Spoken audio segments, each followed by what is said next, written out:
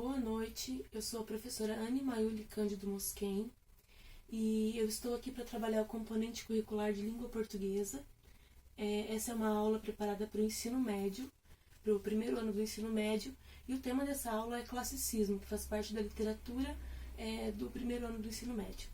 Então hoje a gente vai falar um pouquinho sobre o classicismo. O classicismo foi um movimento literário que aconteceu na Europa, né? Aqui a gente tem uma tela, uma representação de uma tela de Sandro Botticelli, O Nascimento de Vênus, que traz muitos traços desse momento, desse movimento literário, desse momento histórico. Então a gente vai falar um pouquinho sobre a definição. O classicismo, ele está dentro do Renascimento, ele faz parte do Renascimento. O Renascimento é um grande movimento que aconteceu na Europa. É um movimento que aconteceu tanto na cultura quanto na economia, na literatura, nas artes no geral. Então, esse movimento ele foi uma mudança muito grande, um rompimento muito grande da Idade Média, né, do momento histórico da Idade Média, mais ou menos ali no início das grandes navegações. E depois desse rompimento com o humanismo, começaram então a surgir novas correntes, novas vertentes literárias, né? Então o classicismo é a denominação de uma tendência artística que revitalizou a tradição clássica, né? Então eles resgataram a tradição clássica greco-latina, né, romana, e eles usaram essa tradição clássica para afirmar a superioridade humana. Então, para colocar o homem novamente no centro, né? Então, olha só, para recriar os ideais da antiguidade greco-latina, o classicismo valorizou as proporções, o equilíbrio das composições, a harmonia das formas, a idealização da realidade e manifestou-se tanto nas artes plásticas quanto na música, na literatura e na filosofia. Então aqui a gente pode ver que o classicismo estava totalmente dentro da parte da arte, né? Mas o movimento em si era o Renascimento. E o Renascimento foi justamente essa mudança, esse rompimento. O que aconteceu? Primeiro, vamos falar um pouquinho sobre o contexto histórico, né? Então, primeiro, aconteceram as grandes navegações. Começaram as grandes navegações, os primeiros descobrimentos. Cristóvão Colombo descobriu a América lá em 1492. Em seguida, Pedro Álvares Cabral tomou posse, né, do Brasil em 1500. E no final do século XIV para o século XV, começaram a acontecer essas mudanças e a igreja que tomava o poder foi perdendo força, né? E os estados modernos começaram a ser formados, a reforma protestante ganhou amplificou, né? Ganhou uma voz muito grande.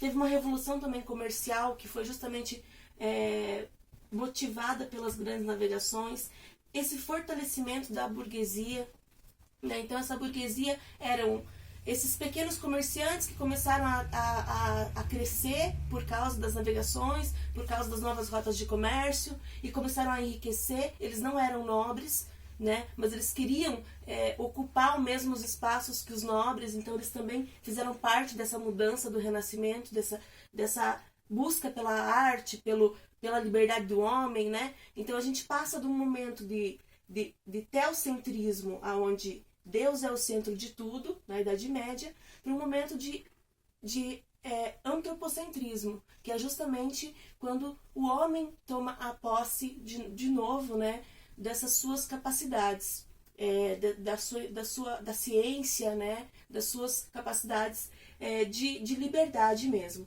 E aí também tem o surgimento da prensa, que foi um momento muito importante, porque isso popularizou a escrita, popularizou a literatura, porque antes eles não tinham acesso à literatura, porque a literatura ela era muito restrita, ela só era produzida e ela só era comercializada, ela só era quem detentia o poder sobre a escrita, principalmente, era a igreja, com os monges copistas, né? com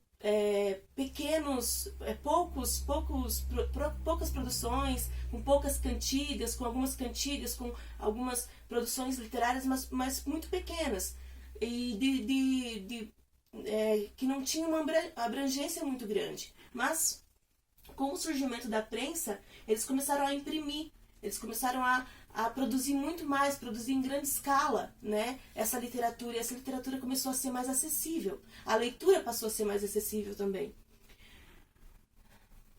Então, nesse processo de busca pelo conhecimento, esse homem que saiu da Idade Média, que estava nesse período de transição, era um homem que estava muito perdido, né, que estava muito sem saber para onde ir.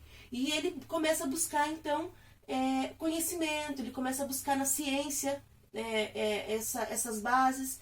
E aí a gente tem esses grandes mercadores, os mecenas, eles eram os primeiros burgueses, né? E eles ganharam muito dinheiro, eles tinham muito poder através das grandes navegações e com os seus comércios que estavam crescendo. Mas eles não tinham títulos.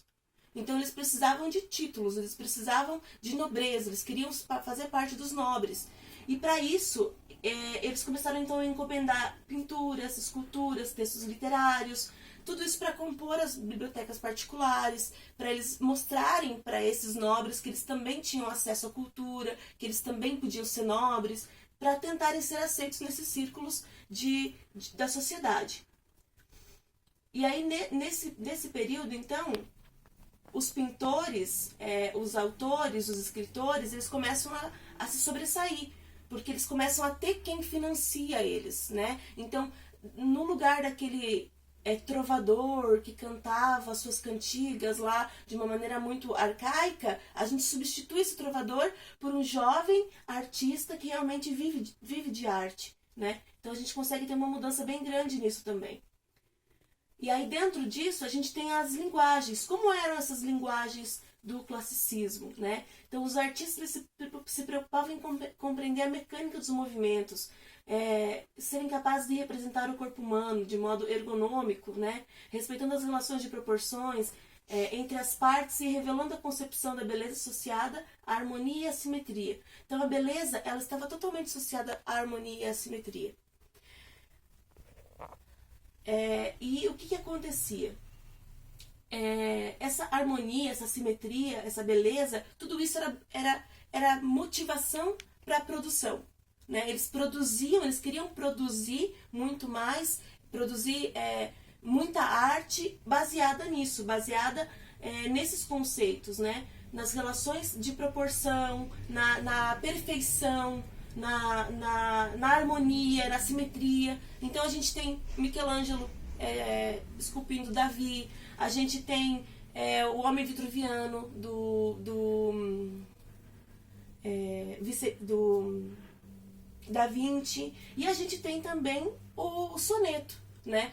O Camões, por exemplo, produzindo e criando sonetos e trazendo essa perfeição da forma para a poesia, que é justamente a lírica do Camões. E a lírica também, a lírica não, mas a épica dele também traz essa busca pela perfeição, né? Então a gente vê muito nos Lusíadas também, na contagem métrica, em tudo que o Lusíadas representa, essa busca pela perfeição, Pessoal, eu acho que por hoje a gente vai trabalhar só com isso. Na próxima aula a gente vai falar mais um pouquinho sobre isso. A gente tem também que falar sobre ver um pouquinho sobre os sonetos, ver alguma parte da lírica do Camões, e vamos dar uma olhada nos Lusíadas também. Eu agradeço pela atenção de vocês.